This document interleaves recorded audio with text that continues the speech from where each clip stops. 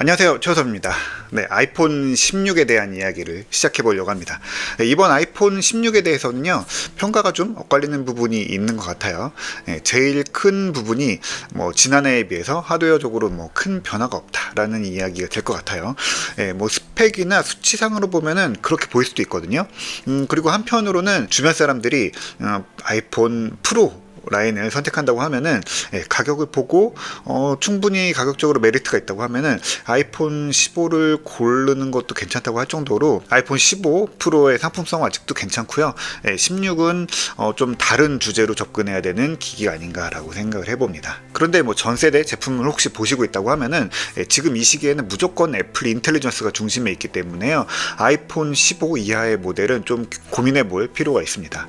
이 이야기는 다시 해볼 테니까 구독, 좋아요를 눌러주시고 기다려주세요. 저도 사실 이번에 발표를 온라인으로 딱 보고 난 직후에는 이 바로 옆에 있는 이 카메라 컨트롤 빼고는 아이폰 15 라인이랑 좀 비슷한 것 같다라는 느낌이 없진 않았어요. 그리고 카메라는 굳이 이 하드웨어 버튼으로 따로 빼야 했나? 라는 생각도 조금 들더라고요. 그런데 이게 늘 애플 제품들이 그렇듯이 제품을 써보면은 조금씩 생각이 바뀌는 부분들이 있더라고요.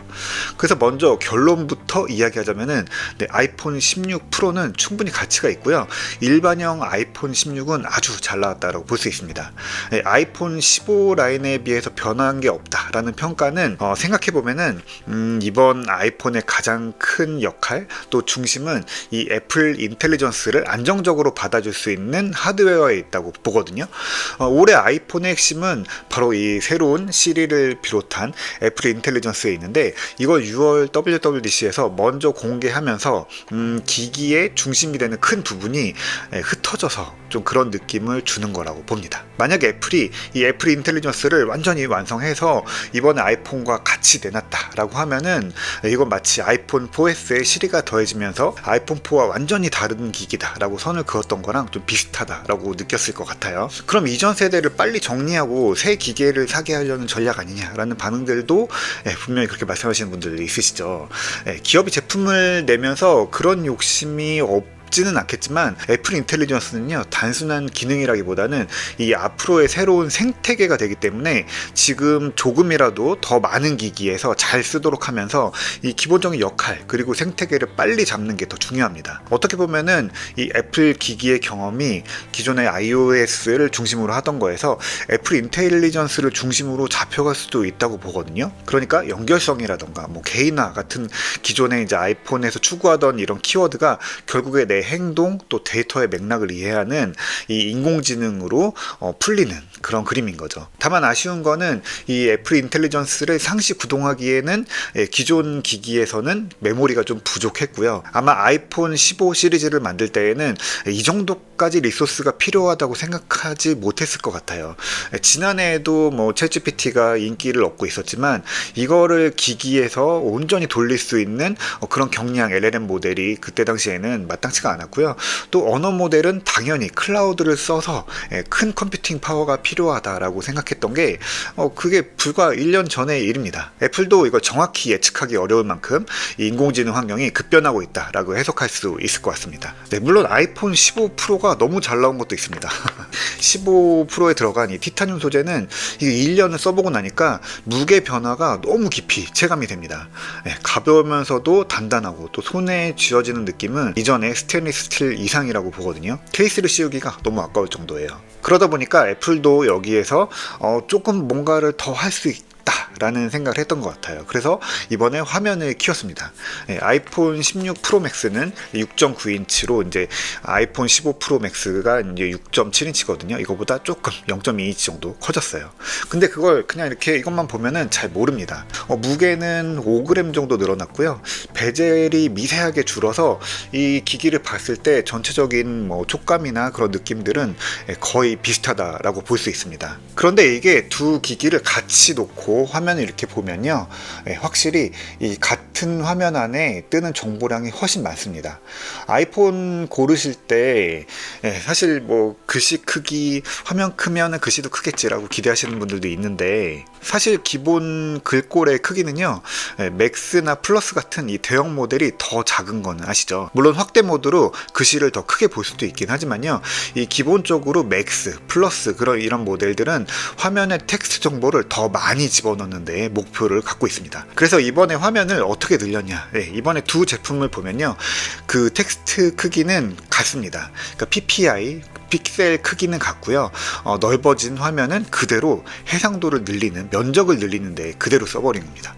그 단순히 세밀한 화면을 만들기 위해서 고해상도를 낸 디스플레이를 쓴 게 아니라요, 더 많은 정보를 담을 수 있도록 해상도를 늘린 겁니다. 그러면서도 PPI, 이 픽셀 크기를 갖게 해서 기존 앱들에서 화면의 구성 요소, 이런 뭐 크기가 바뀌면서 레이아웃이 무너지거나 뭐 다르게 보이는 거, 이런 현상들을 최소화한 겁니다. 실질적으로는 텍스트가 두어 줄 정도 더 보인다고 보면 됩니다. 실제 해상도를 보면요, 아이폰 16 프로맥스는 1320 곱하기 2868이고요 아이폰 15 프로맥스는요 1290 곱하기 2796입니다. 네, 그러면서 결국 아이폰은요, 제가 생각하는 가장 큰 스마트폰의 크기까지 왔습니다.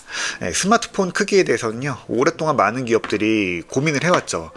그러면서 뭐 어떤 거는 너무 크다라고 여겨지기도 했고요, 폰인가 태블릿인가 헷갈린다라는 생각을 하게 하는 제품도 있었죠. 결국에 스마트폰은요, 화면 이 길이를 늘리고 이 와이드형 콘텐츠들을 중심으로 하면서 화면을 늘리는 시도를 해왔고요. 지금은 이제 6.9인치까지 왔습니다.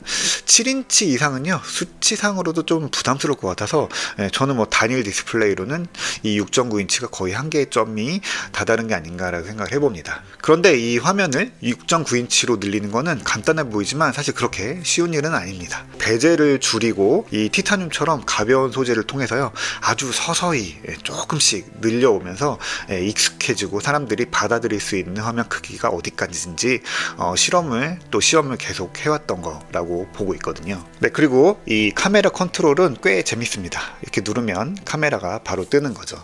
이 처음에는 왜 넣었나 싶은 생각도 없진 않았거든요. 왜냐면 이미 아이폰 화면에 카메라에 대한 UX가 굉장히 잘 꾸려져 있죠.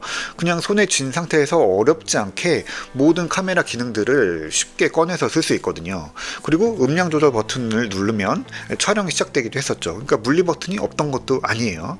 제가 쓰면서 느꼈던 이 카메라 컨트롤의 가장 큰 의미는요, 카메라를 한 번에 불러올 수 있는 가장 직관적인 방법이라는 데 있습니다. 이거는 원래 소니가 잘 하던 거죠. 소니는 옛날부터도 뭐 스마트폰 이전에 휴대폰에 카메라가 들어갈 때도 이 셔터 버튼을 옆에 항상 집어넣었거든요. 근데 애플은 단순히 이게 이제 셔터 버튼이 아니라 카메라 컨트롤이라고 했잖아요. 그래서 그냥 눌러서 카메라를 불러오고 촬영을 하는데 멈추는 게 아니라 이렇게 위아래로 밀어서 몇 가지 이제 파라미터들, 수치들을, 촬영에 필요한 수치들을 바꿀 수 있게 했죠. 저는 이 카메라 컨트롤이 좋았던 부분은 화면이 싹 정리된다라는 점입니다.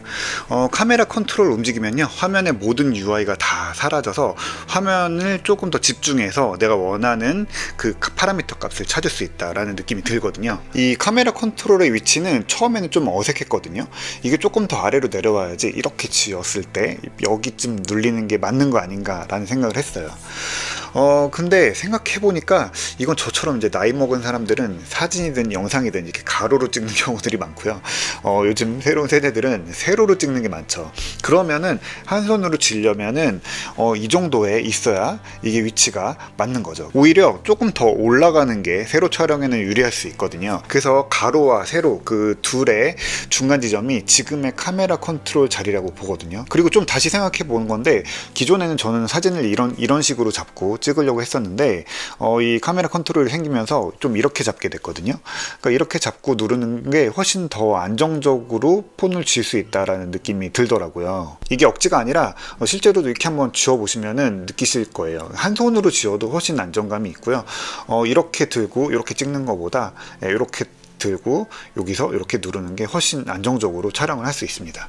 역시 이게 머리로 생각하는 거랑 실제 기기를 만져보는 거의 차이가 이런 데서 느껴지는 것 같습니다. 네, 그래서 오늘은 아이폰 16 시리즈를 어떻게 바라볼지, 그리고 외관으로 드러나는 화면과 또 카메라의 변화를 먼저 짚어봤습니다. 다음 이야기 궁금하시면 구독, 좋아요 눌러주세요. 오늘 이야기는 여기까지 할게요.